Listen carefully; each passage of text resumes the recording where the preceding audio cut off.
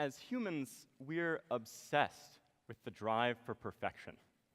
It's part of the human condition to bemoan our frailty and our weakness, and then in the very next breath, to strive to perfect ourselves. And we see this throughout all our endeavors. Our athletes compete to go the furthest and the fastest. Our corporations exist to maximize profit. We all want to eat the healthiest diet, and many of us are guilty of lusting after the newest and best smartphone. In fact, I think that the drive for perfection is clearest when it comes to the development and the introduction of new technologies. We demand a lot from our gadgets, that they fulfill our desires and our needs, that they make our lives better. Every time they have to improve upon the previous generation, and we're often pretty sorely disappointed when they turn out not to be totally flawless. But what does it mean to be perfect? What does it mean to be the best? Few people think about the nature and value of perfection like philosophers do. And this is true in my discipline as well, that we're taught to look for the strongest argument or the most unassailable view. And in ethics, we're supposed to find the single right action. So it's appropriate that, as a philosopher, I study the ethics of technology. And my colleagues and I use the methods of philosophy to examine the moral dimensions of technologies that have the potential to profoundly impact human life.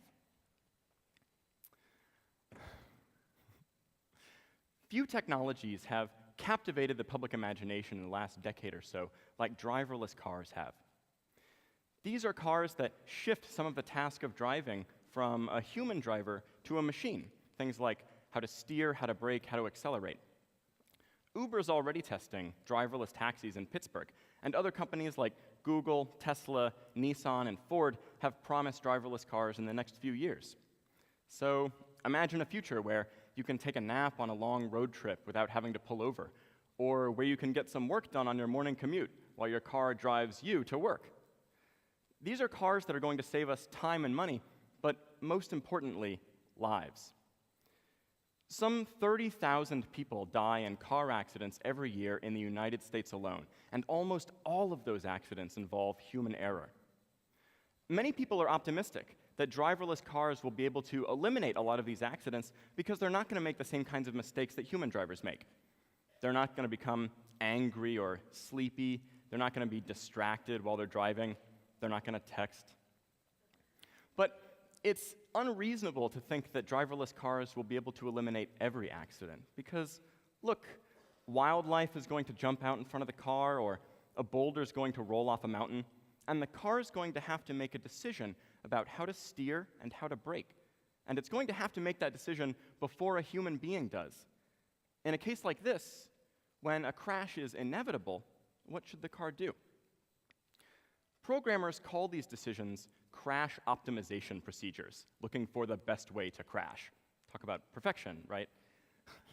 But what's the optimal crash optimization procedure? Well, here's a suggestion. A car should steer away from an animal or a human, and instead should steer into an inanimate object. Problem solved, right?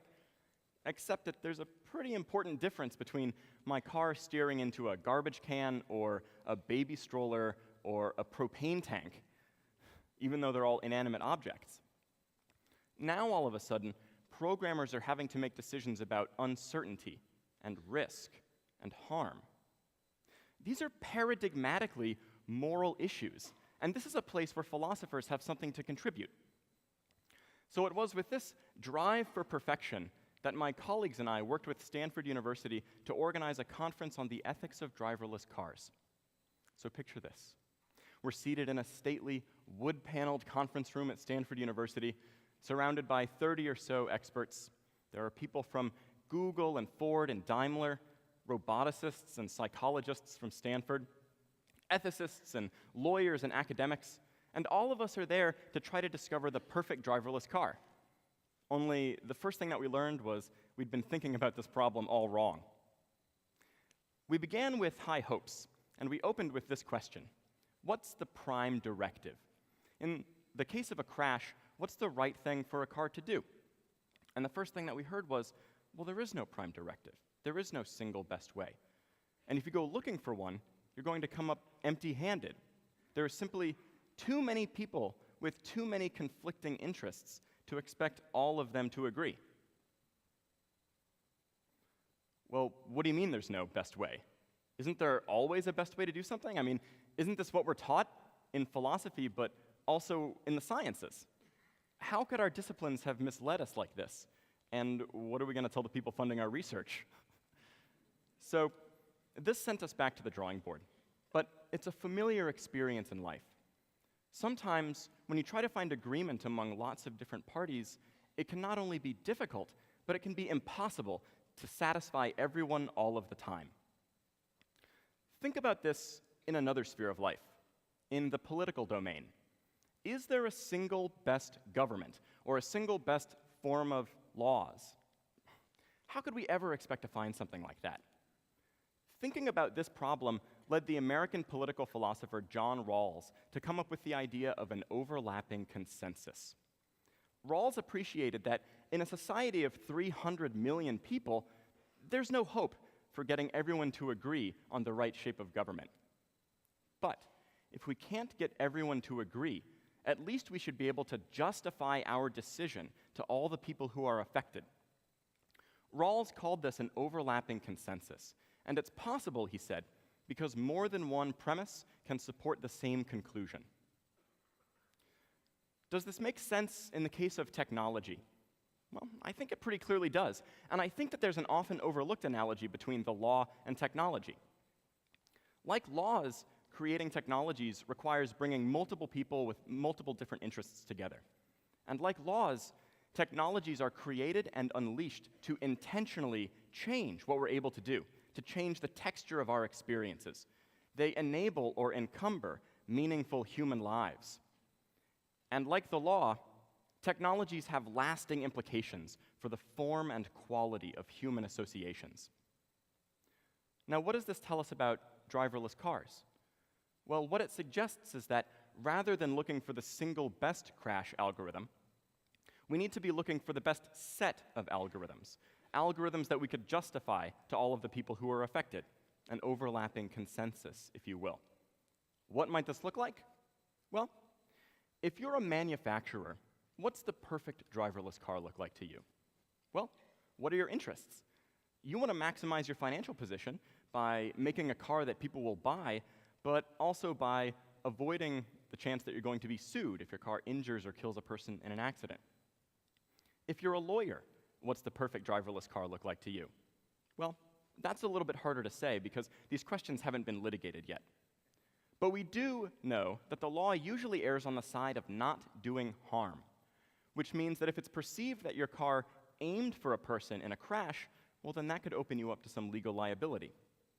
And think about this. The kinds of harms that driverless cars cause are going to look very different from the kinds of harms that human drivers cause.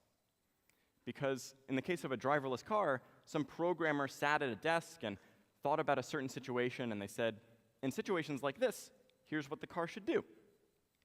Now, that looks very different from the way that human beings have innocent, split-second decisions that cause harm.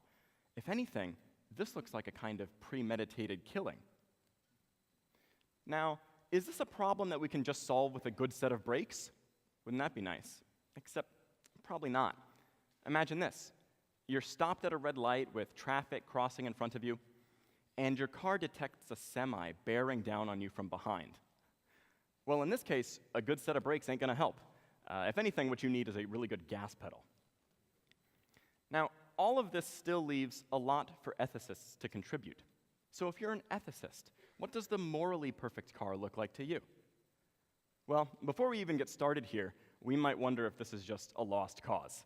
I mean, who are we to say what ethics is, right? And by the way, if you ever want to annoy a moral philosopher, ask us that question, because it's like nails on a chalkboard to us. But there is a joke in philosophy that the one thing you can count on a philosopher to do is disagree with other philosophers. So if ethicists are people who professionally contradict each other, how can we expect to find some consensus among them? Well, maybe this would be difficult, but is it obviously more difficult than finding consensus among manufacturers or among lawyers? I'm not so sure. And moreover, the ideas that ethicists discover have a way of becoming the common sense or the self-evident truths of the next generation. That all people are created equal. That it's wrong to abuse animals merely for our amusement. And that solving our problems with violence is an inferior way of settling our disputes. These are ideas that would have been ridiculed or even punished just a few hundred years ago, and yet now we take them to be obvious. So we shouldn't overlook the potential for moral thought and moral argument to improve our lives. And driverless cars raise innumerable difficult moral questions. Is it enough, for example, that a car just try to minimize the amount of harm that comes about in a crash? Well, imagine this.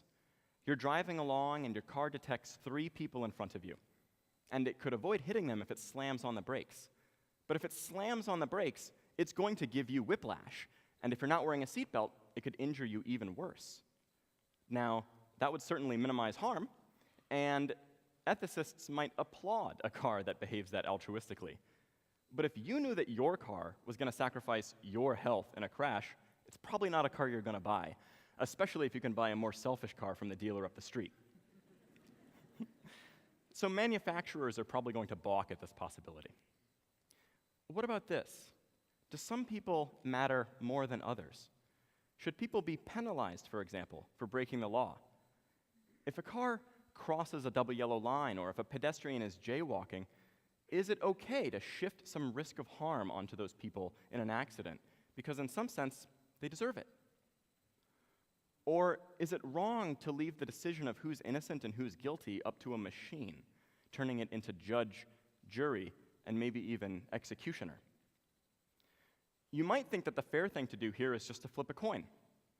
But isn't it obviously wrong to leave decisions of life and death up to random chance? In some cases, our technology might not be able to do what we would like. So maybe it would be great if your car could detect a baby on board sticker on the car in front of you and leave a little bit more room between you and it. Sure, that would be morally good, but our cameras and our sensors just aren't there yet. And at the end of the day, maybe these decisions are just too personal or too complicated, and maybe they should just be left up to the individual consumers. And maybe cars should have something like adjustable ethics settings, so that you can hop in your car after a rough day at work and turn up the AC/DC to 11 and set your car to extra aggressive for the drive home. Maybe that's not such a great idea. There's clearly a lot of work left to be done here in honing the overlapping consensus. Sometimes when we go looking for the best way to do something, what we find instead is that there are many good ways, and not everyone can have their first choice. Maybe what's best for manufacturers isn't ethical, and what's best for ethicists isn't legal, or it isn't technically possible.